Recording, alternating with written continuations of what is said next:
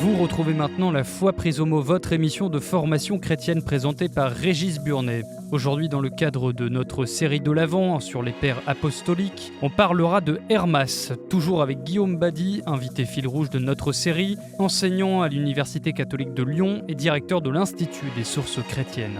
Baptiste Chétanien, professeur honoraire, sera aussi l'invité de Régis Burnet. Bonjour et merci de nous retrouver pour La Foi prise au mot, votre rendez-vous de formation chrétienne. Cette semaine, nous voilà toujours en expédition dans les premiers siècles chrétiens pour nous faire découvrir les tout premiers pères de l'Église. Et cette semaine, je vous propose de lire un texte magnifique, le Pasteur d'Hermas. C'est un texte, il faut dire, assez déroutant au premier abord. En effet, comme le voyant de l'Apocalypse de Jean, Hermas a une série de visions dans laquelle un ange, le pasteur, lui fait découvrir un certain nombre de réalités célestes. Et puis sans transition, on découvre une liste de commandements apparemment sortis de la bouche de ce même pasteur. Et puis voilà que l'ange se lance dans une série de paraboles.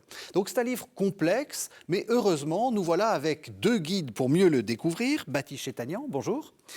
Vous êtes spécialiste de littérature grecque et arménienne ancienne et je dois dire que c'est vous la traductrice de ce fameux pasteur dans la bibliothèque de la Pléiade dont nous avons parlé, dont nous allons encore parler. Et puis, on se retrouve, Guillaume Badi, bonjour. Bonjour.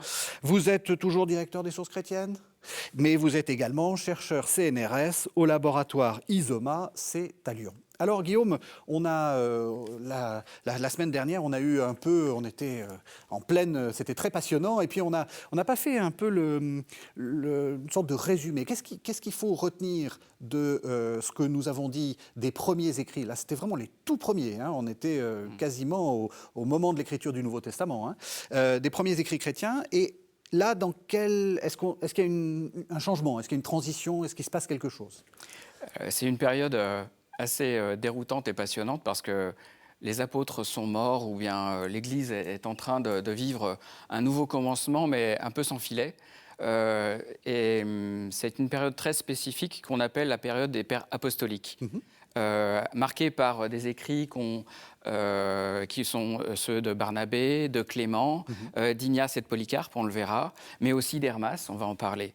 Ce sont les 5 grands écrits de cette période des pères apostoliques. Alors, dans le cadre de cette émission et des 4 émissions qui sont celles de cet avant, on a ajouté Justin, qui est aussi un auteur très important, qui est aussi de cette période, qui va jusqu'au début de la deuxième moitié du second siècle. Mais ça commence quasiment vraiment contemporain, par des contemporains des apôtres. Donc c'est à la fois des gens qui suivent immédiatement les apôtres et des gens qui les ont connus ou qui étaient leurs contemporains. Donc on est dans cette période de transition très importante avant une période qu'on dit celle des apologistes ou des apologètes qui font l'apologie ou qui prennent la défense du christianisme. Ce qui frappe beaucoup, et on va le voir avec le pasteur d'Hermas, c'est la diversité de cette Église. On a l'impression, enfin de ces Églises ou de ces communautés, on a nous l'image d'une sorte de chemin triomphal, d'une unité de l'Église. En réalité, c'est foisonnant. Oui, dans l'Antiquité, on parle volontiers des églises. Il y a, ou plus exactement, si on regarde la façon dont les textes parlent de l'Église, ou dans l'Apocalypse de Jean, on voit l'Église qui est à Corinthe, l'Église qui est à Smyrne. Ça n'est pas l'Église de Smyrne, parfois c'est l'expression qui est employée. Mais on a une conscience aiguë du caractère spirituel de l'Église. Et c'est effectivement ce qu'illustre de manière particulière aussi le pasteur d'Hermas. Alors le pasteur d'Hermas, c'est vous qui l'avez traduit pour la bibliothèque de la Pléiade. Est-ce que vous aimez ce texte ? Est-ce que vous l'aimez, ce texte ? Ah oui, bien sûr. Je ne l'aurais pas traduit. On traduit un texte, on finit par l'aimer. On ne l'aimerait pas, on finit par l'aimer. Il est magnifique, ce texte. C'est vrai ? Pourquoi ? Qu'est-ce que vous aimez ? Écoutez, il a une composition un peu bizarre, mais il est riche de conseils. Enfin, c'est un livre de morale illustré. Et je trouve ça absolument extraordinaire. Et c'est une morale à laquelle on se plierait très volontiers et qui pourrait servir de morale à beaucoup de gens de notre époque. Et j'aime bien cette façon d'expliquer les choses, de les présenter. J'aime le genre que j'y ai découvert, le genre apocalyptique. On va y revenir. comment ça commence justement, quel est le... Voilà, vous dites c'est un genre un peu bizarre, on va voir après le plan, j'ai commencé un peu à en parler. Ça commence comment ? Oh ben par Diane Aubin. On a l'impression de voir Diane Aubin.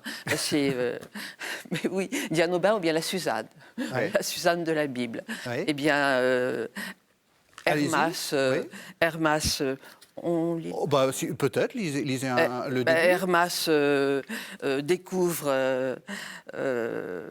découvre sa maîtresse en train de sortir du bain. Elle est magnifique et il est saisi de désir. Enfin, est-ce qu'on lit ce passage ? Ah ben lisez, que c'est surtout, et dans votre Oui, traduction si possible. Celui qui m'a élevé m'avait vendu à une certaine Rhodée, à Rome. Bien des années après, je la revis et commençai à l'aimer comme une sœur. Quelque temps après, alors qu'elle se baignait dans le Tibre, je la vis, lui tendis la main et je la fis sortir du fleuve.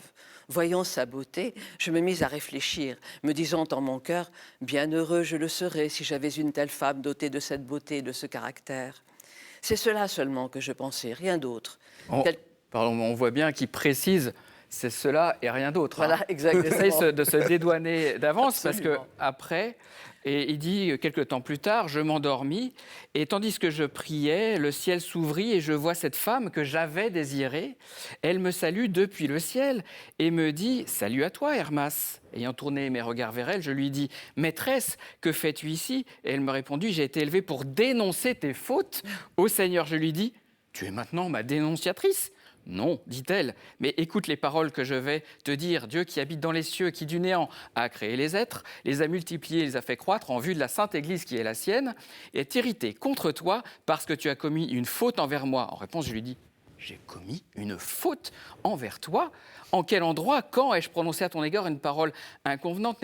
Ne t'ai-je pas toujours considérée comme une déesse ? Il y va. Ne me suis-je pas toujours comporté avec toi comme avec une sœur ? Pourquoi aux femmes m'accuser faussement de choses vicieuses et impures ? Et elle, ayant ri, me dit « À ton cœur est monté le désir du vice. » Alors, oui, c'est bizarre. Pour un texte chrétien, enfin, pourquoi ça commence comme ça ?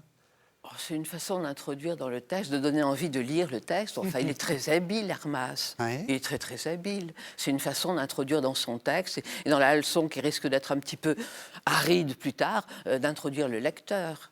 Moi, je trouve ça très séduisant. Ah, moi, je trouve ça très séduisant. Oui. Et on a une image des premiers chrétiens comme des gens assez ascétiques, pas très marrants, etc. Là, on est tout à fait dans quelque chose de différent.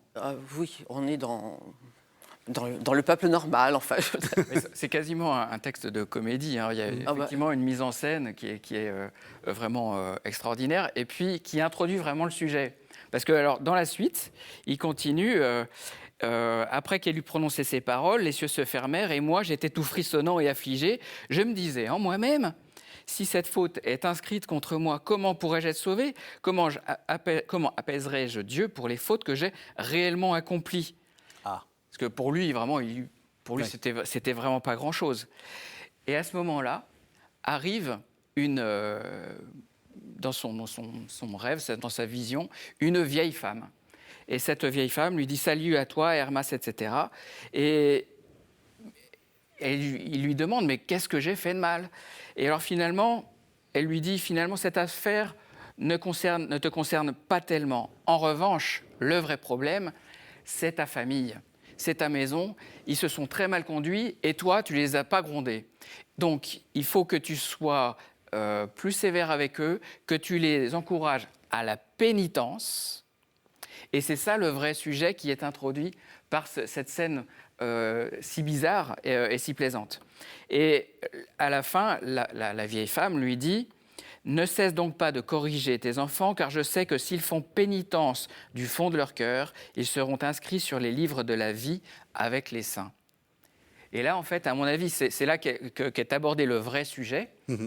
Il commence avec son cas propre, mais qui, à mon avis, n'est pas le vrai sujet. Le vrai sujet, c'est, il dit plus tard, j'ai appris des didascales de ceux qui enseignent dans l'Église qu'il n'y avait qu'une seule pénitence une fois qu'on avait été baptisé. et qu'après, on n'avait plus droit de pécher finalement, et qu'on allait en enfer si on péchait, ne serait-ce qu'une fois. Et alors lui, s'il est accusé par son ancienne maîtresse même de l'avoir désiré, eh bien, il ne peut plus être sauvé. Donc, comment être sauvé alors qu'on pêche après le baptême ?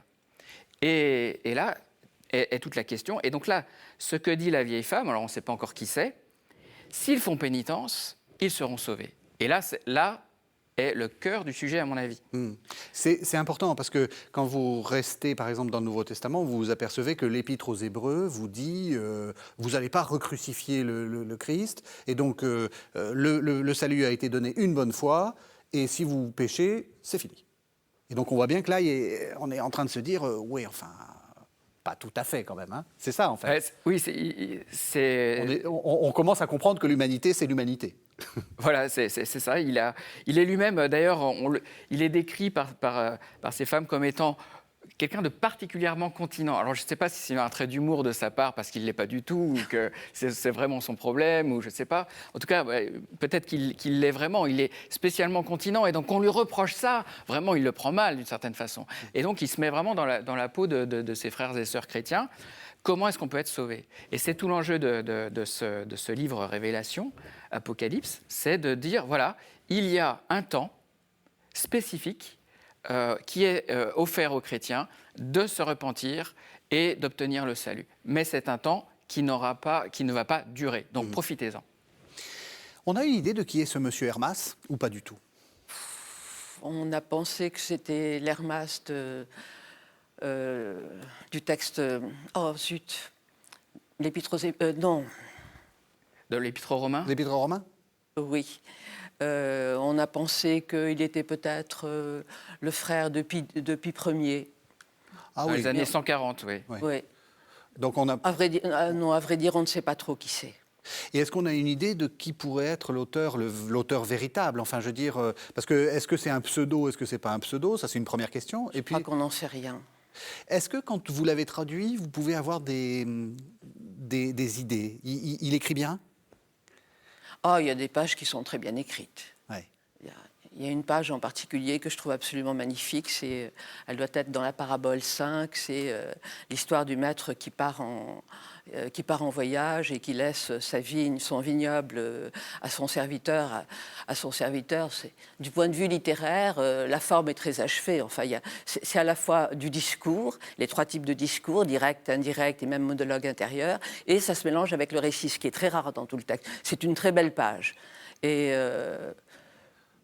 bon, quelqu'un qui est capable d'écrire une page comme ça, c'est quelqu'un qui sait écrire. Pour le reste, c'est vrai que la composition est un peu bizarre. Mais oui, il y a des pages très bien écrites.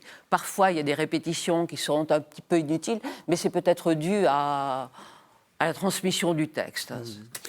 Il est païen d'origine ou il est juif d'origine ? Vous savez ? Ou pas En tout cas, il introduit à une société chrétienne. Ça, c'est ça. clair. Ouais. Il est à Rome. Hein, il est à Rome. Il le dit bien dans son texte. Et c'est vrai que c'est vraisemblable, surtout s'il est cultivé, etc., qu'il est capable d'écrire.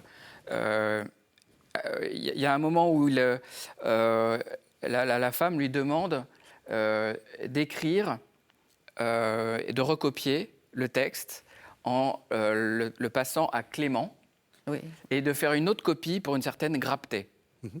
Et ce Clément, alors on peut l'identifier. Notre Clément, voilà, qu'on a vu la semaine dernière. Notre épiscope, notre évêque de Rome. Donc ça nous placerait dans les années 90. Mais vous voyez, entre le Clément des années 90 et le Pie, évêque de Rome des années 140, ça nous fait une fourchette, si je puis dire, quand même assez large. Mais 50 ans, oui. De 50 ans. On n'a pas de quoi absolument confirmer ça, ni de l'infirmer, à vrai dire. Vous écoutez La Foi prise au mot, votre émission de formation chrétienne sur KTO Radio. On parle aujourd'hui de Hermas avec les invités de Régis Burnet. Vous avez dit donc, l'un et l'autre, c'est de la morale, il y a la question de la conversion. C'est quoi pour lui la vie chrétienne parfaite ? Enfin, qu'est-ce qu'il vise ?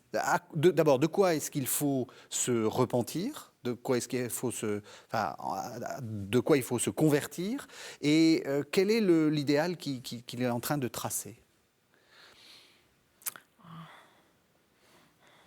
Moi, je pense à une page assez drôle. Il y a vraiment beaucoup de pages qui sont assez drôles, mais je ne sais pas si c'était volontaire de la part de l'auteur. Mais je pense que si, parce que c'est une sorte de mise en scène. Dans l'un des commandements, il est dit qu'il ne faut pas mentir. Et alors là, autant pour ce qui est d'être simple, de croire en Dieu, de craindre Dieu, etc., ça va pour lui. Mais quand on lui dit « attention, il ne faut pas mentir », il dit « oula ». Mais oula, si moi j'ai jamais dit la vérité de toute ma vie, comment je vais faire? Ouais. Et alors on ne sait pas s'il était marchand, quelle était sa profession, mais visiblement il avait des affaires à Rome. Il n'était pas quelqu'un de complètement démuni. Et voilà, là c'est un exemple précis. Ne pas mentir, pour lui, c'est un vrai problème. Et finalement, l'ange finit par le rassurer en lui disant écoute, si tu es sincère dans ton attitude avec les autres, finalement, on peut te pardonner tes mensonges. Mais il a cette réaction assez vive sur ces commandements, ce commandement en particulier. D'autres choses qui vous ont frappé? Non, mais tu le fais bien apparaître, ça, effectivement. Faire le bien, ne pas faire le mal, Ouais. ne pas trahir, une parole donnée. Ce que vous avez dit, c'est très contemporain. Oui. Qu'est-ce qui vous frappe dans ce côté très contemporain du texte? Justement, c'est de la morale, c'est la simplicité de cette morale? Oui, elle est abordable pour tout le monde. Ouais. Elle est simple, elle est simplement écrite. Elle se présente en images, ce qui est compréhensible pour le commun des mortels, Ouais. pour tout le monde. Et elle sait séduire en présentant des scènes de la vie quotidienne et des images qui sont bienvenues, des images d'agriculteurs, de vie domestique qui sont accessibles à tout le monde. Est-ce que vous diriez que c'est spécifiquement chrétien? Non. Personnellement, non. Faire le bien, ce n'est pas spécifiquement chrétien, en fait. Oui, tout à fait. Ouais. Parce que, justement, lui...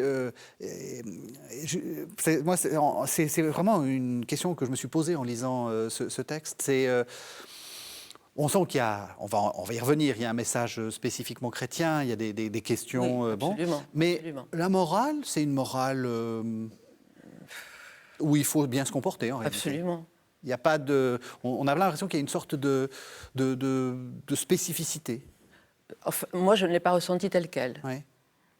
Guillaume, vous êtes d'accord? Il y a une sorte de... Alors, effectivement, c'est une question que je ne m'étais pas posée. En quoi le pasteur est-il vraiment chrétien? Alors, bien sûr, il est question de Dieu, du Christ. Et on va y revenir. Voilà, et on est vraiment dans un contexte où il connaît les Écritures, l'Ancien, le Nouveau Testament, au moins en partie.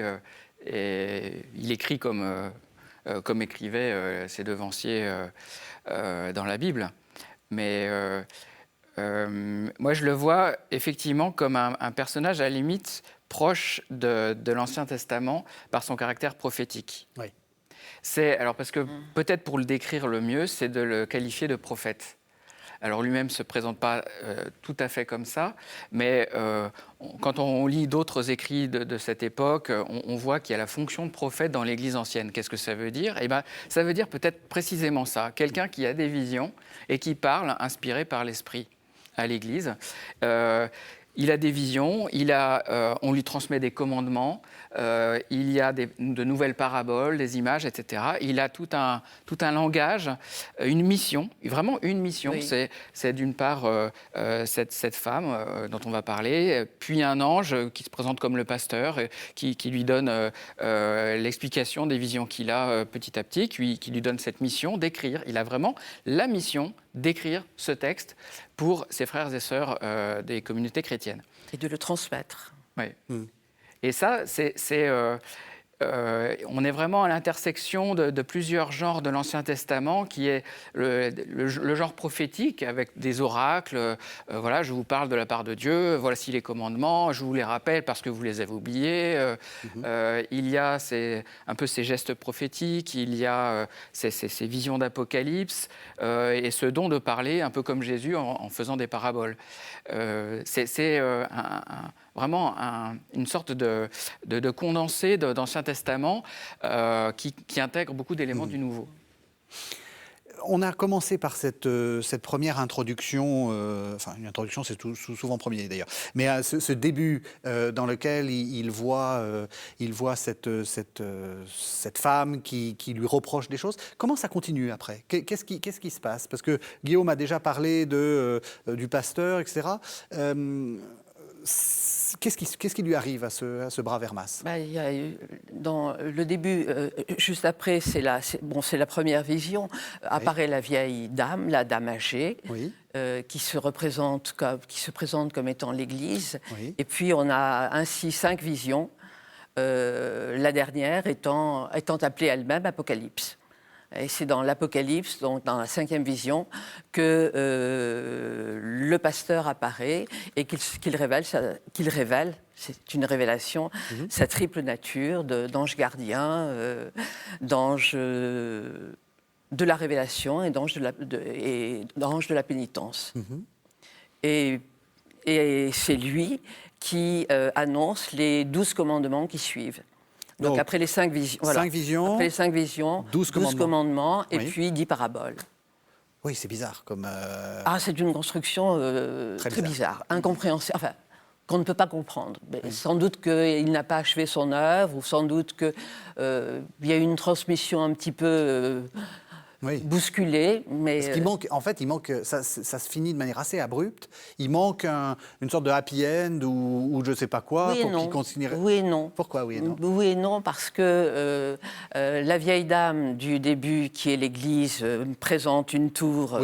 Présente une tour en construction et à la fin, alors qu'on ne voit plus du tout de tour, la tour réapparaît sous le pasteur. Donc, sous la figure du pasteur. Enfin, c'est le pasteur qui s'identifie à la tour, finalement. Donc, je ne suis pas sûre que ça se termine si mal que ça. Oui. Et alors, oui, pardon, non. Non, mais... Justement, c'est ça qui est intéressant, c'est que vous disiez, vous avez découvert ce genre apocalyptique. Une des caractéristiques de ce genre, vous venez de le dire, c'est des figures qui se présentent sous différentes formes. Absolument. Et puis qu'il faut décrypter en fait. Il faut comprendre que la vieille dame, c'est l'Église. C'est l'Église et que l'Église, c'est la tour qu'elle présente. Et c'est vrai que ce jeu d'images est tout à fait séduisant, ne peut que séduire le profane. Ouais. Il n'est pas besoin d'être chrétien ou d'être théologien pour apprécier ce texte-là. Donc c'est un texte ouvert à tout le monde.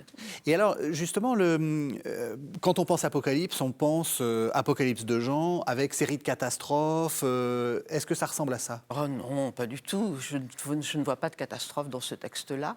Non, c'est la révélation. C'est ça, Apocalypse. De visions, essentiellement, l'idée de visions qui sont expliquées comme dans l'Apocalypse de Jean. Oui, mais c'est pas des visions terrifiantes. C'est pas. Non, c'est pas. Il n'y a pas des batailles. Fait pour. Non. On voit un dragon. On voit un dragon. Oui, terrifié un petit peu. Oui, il y a dans Jurassic Park, mais non.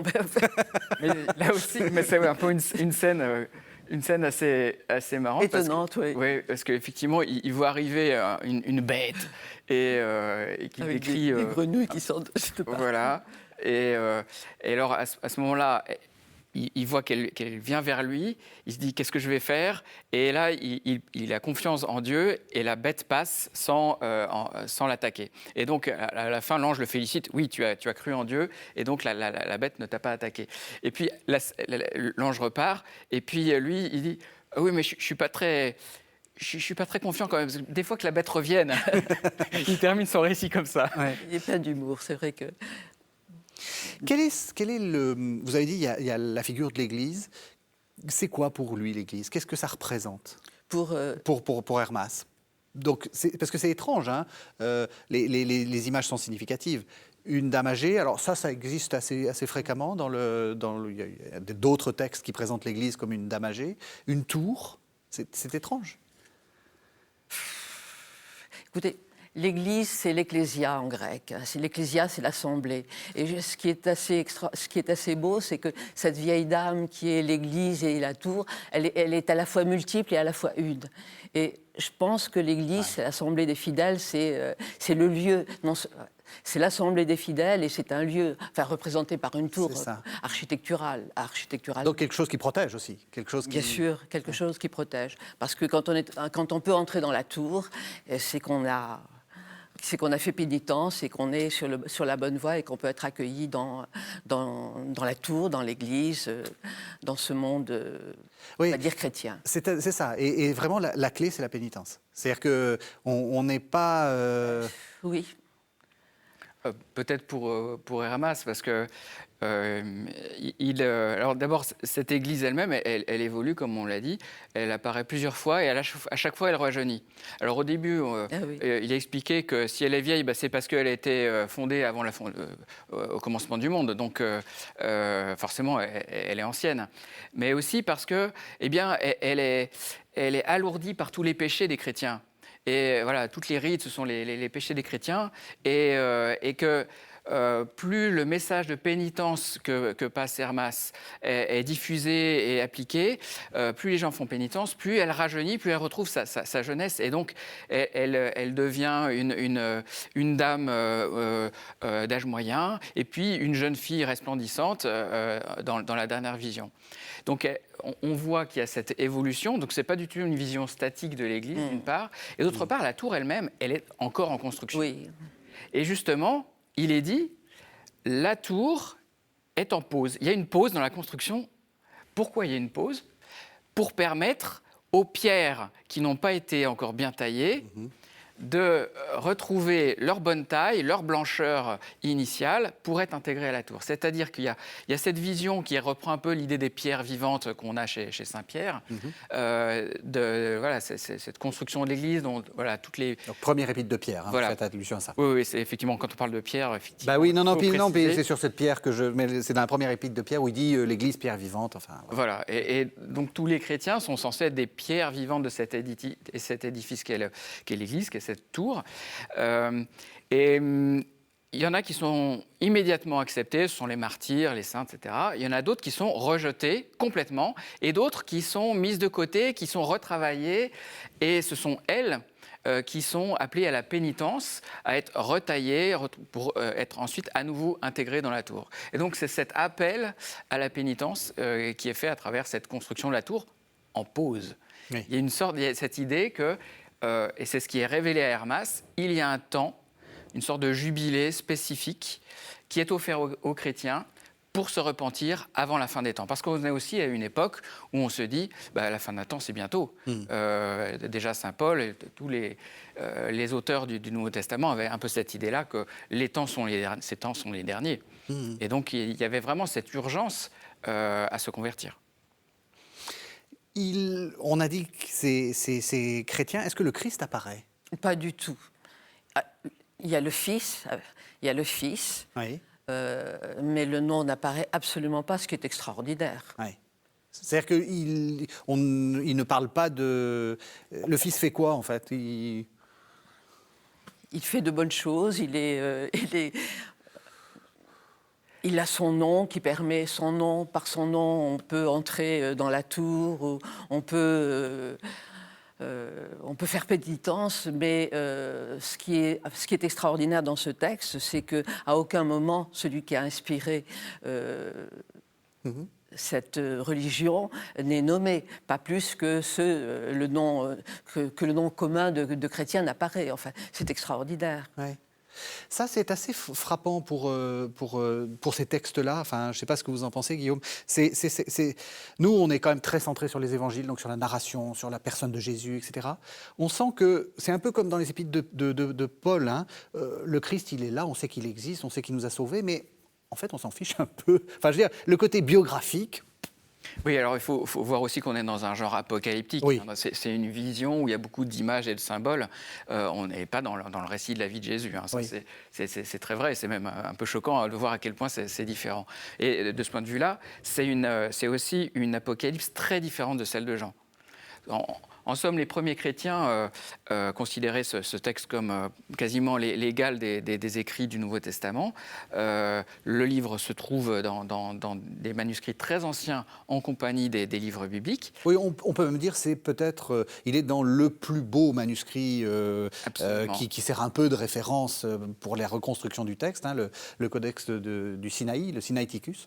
Donc ça veut dire que s'il est recopié avec les autres, c'est qu'on le considère au même rang que les autres. Absolument. Les grands auteurs des premiers siècles le citent vraiment comme faisant partie vraiment même s'il est peut-être pas inspiré comme les autres, il fait partie du corpus.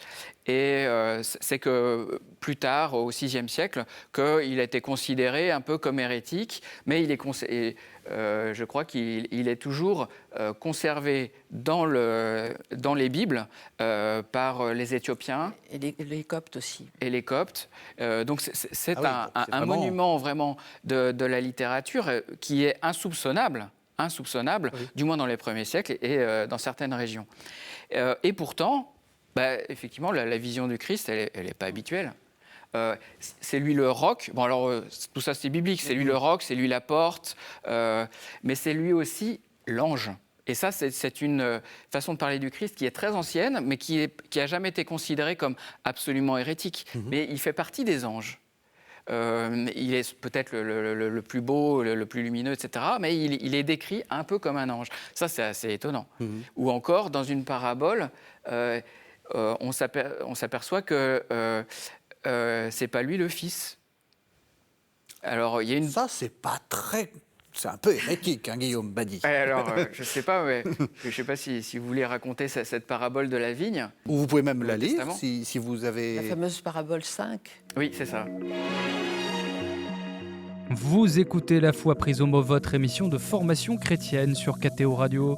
On parle aujourd'hui de Hermas avec les invités de Régis Burnet.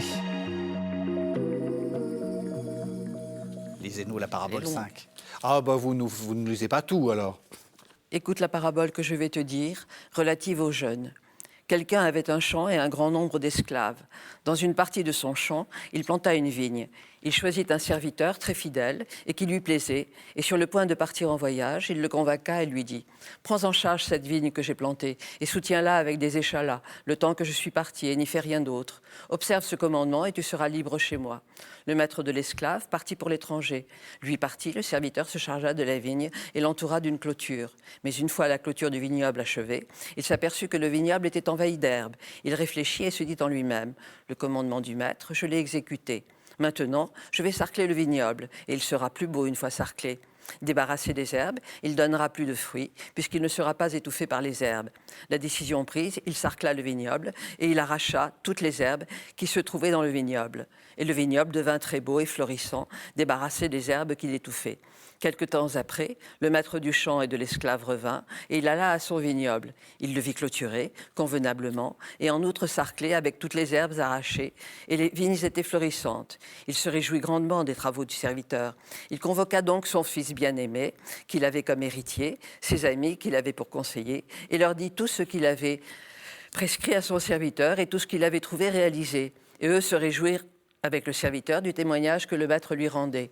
Et il leur dit « J'ai promis la liberté à cet esclave s'il observe le commandement que je lui avais prescrit.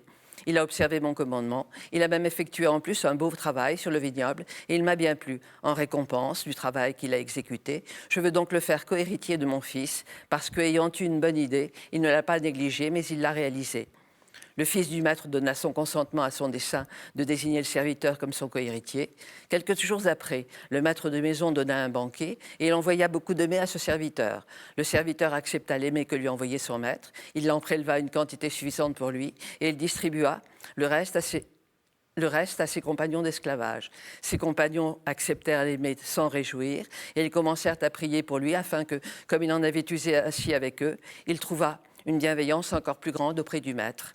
Le maître entendit parler de tout ce qui s'était passé et de nouveau, il se réjouit beaucoup de la conduite du serviteur. De nouveau, le maître convoqua ses amis et son fils et il leur rapporta comment s'était conduit le serviteur à propos des mets qu'il avait reçus et eux approuvèrent plus encore que le serviteur devint cohéritier de son fils. C'est superbe cette page. C'est superbe. Alors moi après, je lis. Moi, Seigneur, je ne comprends pas ces paraboles et je ne puis en avoir l'idée si vous ne me les expliquez pas. Qu'est-ce qu'elle veut dire quoi, cette parabole? Oh ben, Allez-y. que le maître, en fait, c'est le Père. C'est Dieu, oui. Bah oui. Oui. Le serviteur, c'est le Fils. Et, C'est-à-dire Jésus, hein, le Christ. oui, et ou bien le Saint-Esprit. Parce que le Fils, non, le Fils, c'est le Saint-Esprit, justement, là, dans la parabole. Le Fils, et Ah le oui. co-héritier, c'est le Fils. Oui. Et le serviteur, pardon, c'est le Fils. Ce qu'elle veut dire, c'est, écoutez, c'est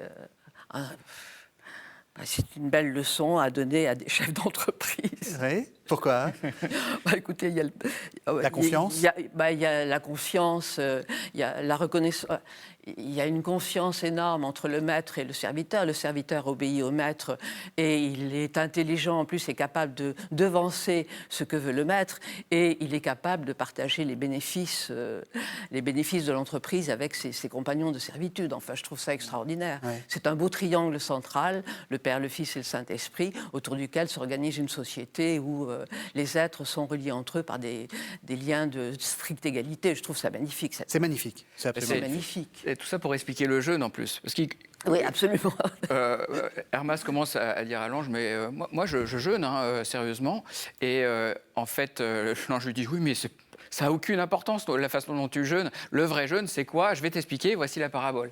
Et là, en fait, on comprend que le fait de débarrasser les herbes, le petit détail là, le fait de débarrasser la vigne, qui est le peuple, des mauvaises herbes que sont les péchés, c'est ça le vrai jeûne. Et non seulement ça, mais le fait de partager les bénéfices, les bons plats qu'il reçoit au banquet, le fait de les partager, c'est ça le bon jeûne. Il lui dit après, bon, alors tu vas calculer le prix des aliments que tu ne manges pas, et ce prix-là, tu vas le donner aux pauvres. Et là, c'est le bon jeûne. C'est le jeûne quand tu partages ce que tu ne manges pas. Et voilà, donc c'est un bel enseignement pour l'Avent. voilà, non, mais sur la signification justement de ce que c'est que la pénitence et que le jeûne, c'est en direction des autres en réalité. Absolument. Et alors, ça s'exprime de manière tout à fait conforme à ce qu'on voit dans le Nouveau Testament, oui, d'une part, mais d'autre part, avec une interprétation qui est vraiment très étonnante quand on... Ah mais non, le Fils, c'est le Saint-Esprit. Alors donc là, on ne comprend plus du tout. Et il insiste sur le fait que le Fils s'est fait le serviteur. Donc là, on revient dans une autre vision du Messie souffrant, du serviteur souffrant, qui est tout à fait biblique aussi, et qui est légitime. Mais c'est surprenant quand on compare avec le Nouveau Testament. Vous l'avez dit, on l'a trouvé hérétique, ou pas complètement. Qu'est-ce qu'on lui reprochait? Justement, ces flottements, ce côté un peu pas très clair sur les trois personnes, ou choses comme ça. Alors, effectivement, je pense que la façon de présenter le Christ ne pouvait pas apparaître de manière absolument claire pour des chrétiens qui s'étaient demandé, bon, est-ce que le Fils est vraiment Dieu? Est-ce que l'Esprit est vraiment Dieu? Qu'est-ce que c'est la Trinité, etc. Et là, si on lit cet ouvrage, on peut se poser beaucoup de questions. Donc, ça ne veut pas dire que c'est franchement hérétique, c'est juste une façon on est à une époque, de toute façon, où les dogmes n'ont pas été fixés, donc... Voilà. Ensuite, je pense qu'il y a une méfiance vis-à-vis du genre apocalyptique. C'est-à-dire qu'il y a une floraison d'apocalypse dans la période des premiers siècles, de la part de divers groupes religieux issus du judaïsme, du christianisme, mais pas seulement, de prophètes qui disaient, voilà, moi j'ai eu des visions et voilà, je vais vous faire part de mes visions. Et donc il y a eu beaucoup de fausseté ou de méfiance vis-à-vis de ces récits apocalyptiques, et je pense que le pasteur en a souffert à son tour. Il y a, Baptiste Chétagnan, les anges. Ça, c'est quelque chose d'important. C'est un monde dans lequel il y a des communications avec le... Alors, c'est vrai que c'est l'Apocalypse, mais il y a des communications du ciel et de la terre. Ça, c'est vraiment le cœur du texte. Dieu parle en permanence. C'est le monde des anges et des saints qui aident Hermas ou qui aident le petit... qui aide les gens à se rapprocher de Dieu, de la foi. C'est ça. Mais... Non, mais c'est très particulier. On a l'impression que on est dans un monde dans lequel les frontières entre le ciel et la terre... L'incorporel et le corporel, effectivement, c'est une face... Mais je trouve que c'est une belle manière d'introduire le commun des mortels, justement, à l'incorporel. C'est ça qui est extraordinaire. C'est lui faire rencontrer le sacré à travers ces personnes, ces anges, ces saints. C'est une belle introduction d'écrivain. Pour moi, je vois l'aspect littéraire. Oui, c'est ça, vous avez raison. J'estime que introduire les gens au spirituel se fait très bien par ces personnes intermédiaires. Qui permettent, oui, c'est ça, qui sont des permettent relais. De sentir, c'est ça. Oui. Alors, ça aussi, c'est assez... Enfin, c'est très étonnant. C'est un monde peuplé d'anges, peuplé de révélations, peuplé de visions. C'est même la première attestation qu'on a de la doctrine des anges gardiens. Et donc, ça rejoint un peu l'image des dessins animés ou des films où on voit l'ange mauvais sur l'épaule d'un personnage et qui se bat contre le bon ange. Ça, c'est dans Tintin. C'est dans Tintin, notamment. Voilà. En fait, l'origine de tout ça, on la trouve dans le pasteur d'Hermas, et donc qui explique qu'il y a un ange de la justice et un ange de la perversion qui essaye d'influencer chaque personne. Chacun a un ange gardien, mais aussi un ange mauvais. Et ça, voilà, ça a traversé les siècles. On a cette croyance aussi chez Origène, pas tellement longtemps après, donc un grand théologien. C'est pas du tout la fantasmagorie comme ça peut l'être aujourd'hui. C'est vraiment une croyance. Et je pense que ce livre a peut-être... S'il est vraiment issu d'une expérience mystique authentique, entend précisément dire aux chrétiens, bon voilà, les apôtres ne sont plus là, qu'est-ce qu'on fait tout ça, est-ce que c'était bien vrai? Est-ce qu'on y croit encore? Et il les met d'emblée dans un discours qui les ouvre à un monde invisible, spirituel. Il y a un mot qui revient souvent, c'est le mot dipsychia, c'est-à-dire cette double...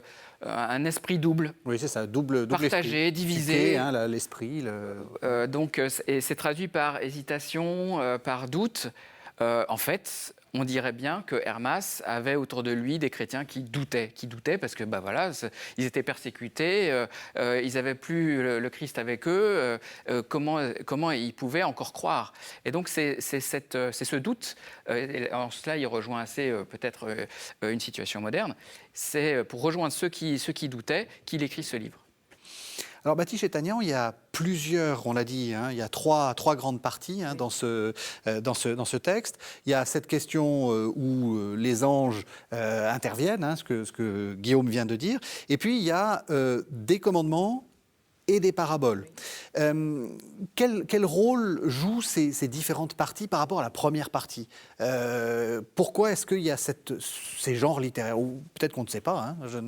C'est le pasteur dont les commandements sont prescrits par le pasteur. Il y en a 12. Et et même à l'intérieur des commandements, il y a quand même des illustrations par des images. Et les paraboles suivent... les paraboles sont à prendre au double sens qu'on donnait dans l'Antiquité. C'est Balaam dans les Nombres... Oui. La parabole, c'est la parole que Dieu lui envoie et qu'il transmet, ce que fait un peu Hermas. C'est ça. Et c'est aussi la comparaison, parabolée, la comparaison. Et les paraboles sont là pour illustrer, pour mettre en valeur, si vous voulez, les règles, les préceptes qui sont donnés dans les commandements. Il y en a une que j'aime bien, c'est celle de l'orme et de la vigne. Ah oui, elle est très belle celle-là, je te laisse la raconter. Voilà, c'est l'ange fait observer un orme et une vigne à Hermas et qui lui demande mais pourquoi, qu'est-ce que tu veux me faire comprendre? C'est que l'orme, il ne produit rien, il est en quelque sorte stérile et pourtant il sert à quelque chose. Et c'est-à-dire qu'il permet à la vigne de s'élever, donc de se développer. Et par ailleurs, en cas de sécheresse, lui, il a toujours de l'eau et il peut fournir de l'eau à la vigne et qui peut donc produire ensuite ses fruits. C'est bon à savoir. Hein. Voilà, alors... Il faut s'y connaître un petit peu en... Interprétation, ensuite, par l'ange. Eh bien, cette vigne représente le riche et l'orme représente le pauvre. Donc, on a l'impression que le pauvre ne sert à rien, Oui. mais en fait, non, c'est grâce à lui que le riche peut donner du fruit. Alors évidemment, on peut aussi critiquer cette image comme dévalorisant le pauvre ou je sais pas. Toujours est-il que l'intention, c'était bien de valoriser le pauvre et de dire que lui aussi a son rôle dans la société. Voilà, c'est une façon d'illustrer l'instruction ou le commandement donné par l'ange. Moi, ce qui me frappe, c'est en regardant les commandements, hein, ou préceptes. Écoute quels sont les effets de la colère, comment elle est mauvaise, crains le Seigneur, garde ses commandements, que les créatures de Dieu sont de deux sortes, la tempérance aussi est de deux sortes, enlève de toi le doute. On a l'impression que c'est une morale un peu pas systématique. Enfin, il n'y a pas de, c'est des sortes de règles comme ça. Est-ce qu'on arrive à avoir est-ce qu'on pourrait faire un traité de morale à partir du pasteur d'Hermas, Baptiste Tanian? Je ne sais pas. Oui, justement, c'est du bon sens, en fait, on a l'impression. Oui, c'est du bon sens. Et il y a un respect de l'humble et du pauvre que je trouve extraordinaire, qui me touche beaucoup. Oui. Enfin, je crois qu'on ferait bien attention à notre époque de Oui. désamorcer les conflits sociaux en faisant attention aux pauvres et aux désœuvrés. Oui. Une règle, c'est la règle que je tirerais, moi, de cela. La règle des règles, c'est ça. C'est la question, c'est le souci de la pauvreté. Personnellement, c'est ce que j'apprécie dans ce texte-là. Oui. C'est le respect du pauvre, le respect de l'humble, le respect de celui qui est à l'écart des richesses, et que les riches doivent protéger, doivent aider à s'enrichir. Enfin, à notre époque, on ferait bien de donner ça comme programme social. Oui. Mais pourtant, le plus étonnant, ça a déjà été remarqué, c'est qu'il n'y a pas beaucoup d'amour dans cette morale. Ou alors, plus exactement, il est assez évident qu'elle est au fondement de tout le discours, mais elle n'est pas explicitement nommée. Oui, l'agapé, la charité, c'est un discours d'amour, mais où l'amour n'est pas nommé. Et il y a une scène un peu curieuse où on voit représenter toutes les vertus. Et donc, on a la foi, on a l'espérance, on a beaucoup toutes les belles vertus chrétiennes qui correspondent un petit peu aux vertus païennes déjà connues, hein, des philosophes, et qui sont représentées comme des vierges et qui contribuent à l'édification de la tour. Ce sont elles qui font passer les pierres à l'intérieur de la tour. Et il y a une scène assez curieuse où une fois l'ange doit partir, il me dit voilà, j'ai des choses à faire, je reviens plus tard, je vous laisse ensemble avec les vierges, vous restez avec Hermas. Et là, les vierges commencent à s'approcher de lui, à l'embrasser l'une après l'autre. Lui, il rougit, il sait plus où se mettre.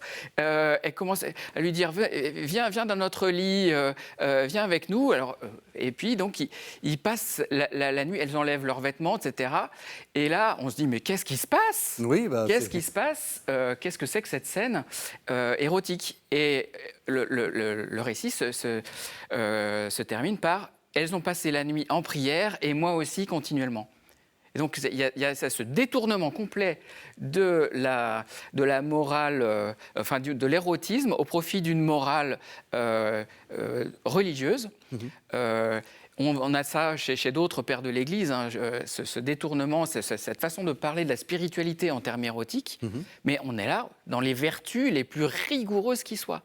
Donc, c'est très étonnant de voir ce discours-là qui, à mon avis, transforme cet apocalypse. En fait, ce n'est pas du tout une apocalypse comme on a celle de Jean. C'est ça, c'est clair. Avec des visions et des interprétations. Là, c'est un petit peu ça, mais il y mêle beaucoup de ce qui, pour moi, est de l'ordre du roman. Et c'était vraiment très moderne. Il commence par ce récit à la première personne. Pour moi, c'est une sorte de roman d'initiation, c'est-à-dire que le personnage principal, Hermas, est initié à ce qui doit être la pénitence, la vie en Dieu, et transmettre ce message aux autres chrétiens.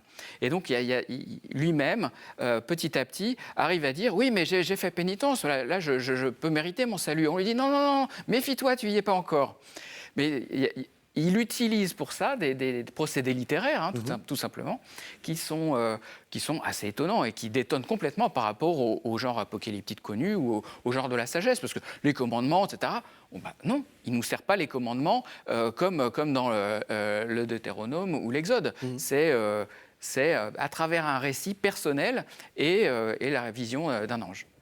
On arrive à la toute fin de l'émission. J'ai envie de vous poser à l'un et l'autre une question qui reprend un peu tout ce qu'on vient de dire. Pourquoi est-ce qu'il faut lire ce livre ? Ou disons, qu'est-ce qui vous a, quand vous l'avez traduit, qu'est-ce qui vous a le plus séduit ? J'ai été très séduite par les images. Je te l'avais déjà dit, il y a une superposition d'images que je trouve très éloquente. La vieille dame du début qui a 3 positions différentes et puis qui se confond avec l'église et puis avec la tour. Et à la fin, même chose pour le pasteur. Il est 3 personnes à la fois et il est la tour. Au début, la tour est le symbole de l'Église. À la fin, elle représente le pasteur. Je trouve cette superposition d'images très éloquente et très... du point de vue de l'enseignement, très, très riche en enseignement. Pour comprendre ce qu'est une communauté. L'un et l'autre sont à la fois un et multiple. Et c'est ce un dans la multiplicité que je trouve assez remarquable. Même question, Guillaume Badi. Pourquoi il faut le lire ? Parce que c'est en quelque sorte le dernier des prophètes. En un temps où on n'avait pas encore clos la liste des livres de la Bible, il y a un prophète chrétien, le dernier des prophètes chrétiens, qui parle, qui expose sa vision. Donc c'est quelque chose c'est vraiment le dernier, je pense, dans son genre. Si on veut lire Le Pasteur d'Hermas, on le lit dans la collection des sources chrétiennes que vous dirigez, Guillaume Badi.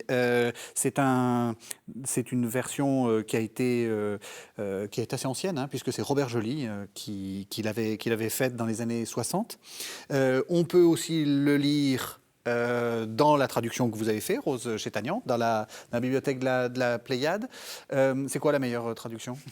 L'intérêt des sources chrétiennes, c'est qu'il y a le grec à côté. Et ça, c'est inestimable comme plaisir. Merci beaucoup et merci de cette réponse d'une humilité qui vous honore beaucoup. Merci à tous les deux, merci de nous avoir suivis.